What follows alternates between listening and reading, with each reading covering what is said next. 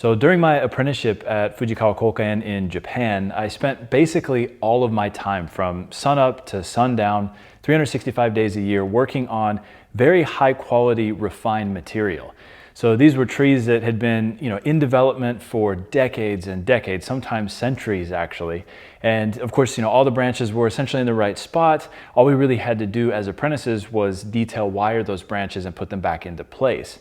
So, through the mechanics of learning how to do that, learning how to apply the wire properly, kind of reverse engineering how those trees were built, looking at, the branch placement, how a big branch might have been brought from the top of the tree down to the bottom, for example. And then, as you unwire professionally wired trees as an apprentice, you start to see how all of those puzzle pieces kind of fit together, how the tree was built over decades and how it ended up in the form that it was in when you were working on it. So, taking that information, coming back to the States and working on trees that are in early stages of development, like this Yamadori right here, in my opinion anyway, having understood the mechanics of that detail wiring, it actually has made it easier for me to build trees like this, that need those initial big heavy bends and kind of the more mechanical aspects of bonsai design. So, it's not that I like one aspect more than another. All the puzzle pieces kind of fit together once you start really getting involved in the deeper aspects of bonsai art. But for me, having started out with the refinement process and now being able to work on trees like this, the transition I think was actually relatively easy, maybe easier than the other way around.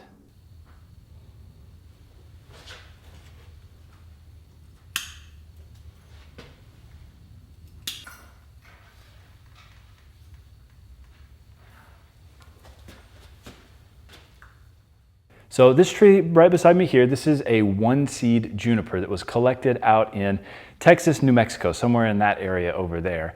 The tree is one of my favorite species actually in the United States in terms of our native trees that grow here, because the trunks are absolutely incredible. Obviously the deadwood is beautiful on this tree, and the foliage is quite good too.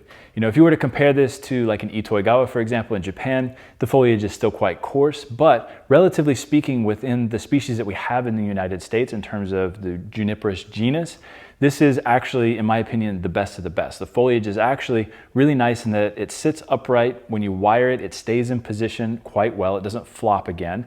And the maintenance on these guys is actually really easy. In the summer, we let them flush out, prune back the elongating shoots. You do that 2 or 3 times over a growing season, and you can build a very well-padded tree in 2 to 3 years. So you can take a tree from the mountains to exhibition in somewhere around the range of 3 to 5 years if you really know what you're doing. So it's an honor to get to work on a piece of material like this. This is a client's tree. He entrusted the initial styling and bone structure setup of this tree to me. So it's a privilege to get to work on something like this. And I look forward to eventually repotting this in a year from now and moving it forward and actually putting it in an exhibition in the near future.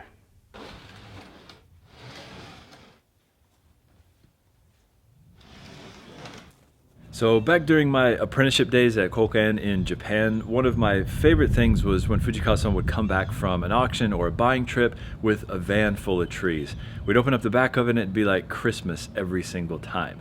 Well, now that I have my own nursery here, we're having similar experiences with customers showing up, bringing their trees for us to work on. So recently we had a client come up from Alabama and bring some absolutely fantastic trees with him. And he's hired us to style these guys up, get them back into proper shape so that potentially they can go in an exhibition in the future. So opening up the back of that van, seeing these quality trees really took me back to my experiences in Japan. It makes me feel really good to be able to do that here in the United States and have that same feeling.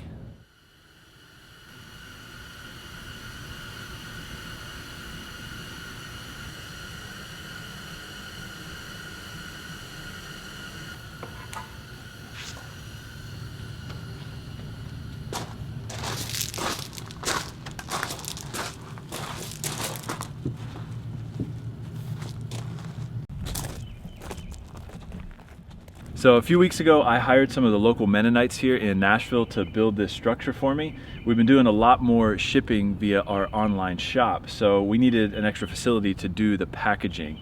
So I had them build this for me here. I think the quality turned out really, really nicely, but what we need to do today is actually outfit this with shelving so that we can move all of the junk out of the workshop, put it in here, declutter the workshop so it looks a little bit better, and then set this guy up as our shipping facility. So really excited to jump on this and get it started.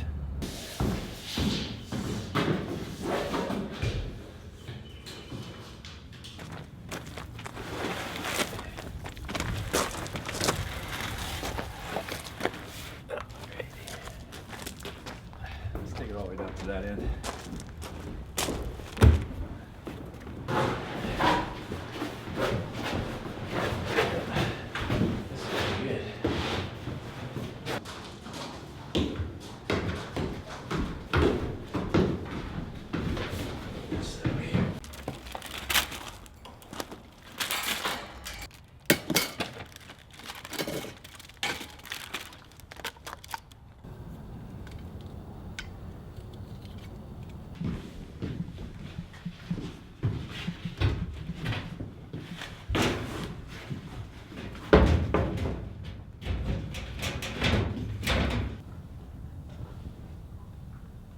So check it out. We've got all of our fertilizer stuff down here at the bottom.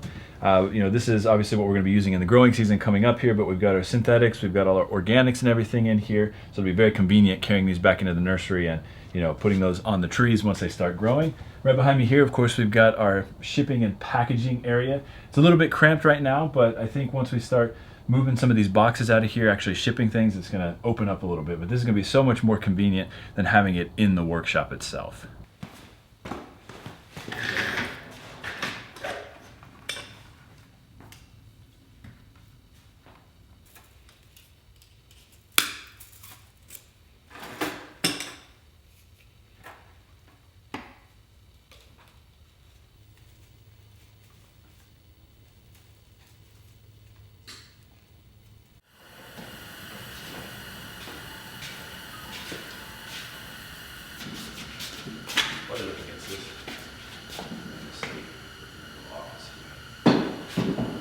So you have no idea how good it feels to get the workshop cleaned up. It's been a total disaster zone in here for the last several months, and now we're able to open the space up again, use it, reorganize the pots, because coming up here shortly, when we get into mid-February, we're gonna be getting into repotting season at that point. So a lot of the project trees that we still have here that I haven't wired up, I've got to get done in the next 2 to 3 weeks or so. So it's kind of crunch time here at the nursery, but this is pretty typical this time of year. So I'm just happy that we've got this place opened up again and it's usable space once more.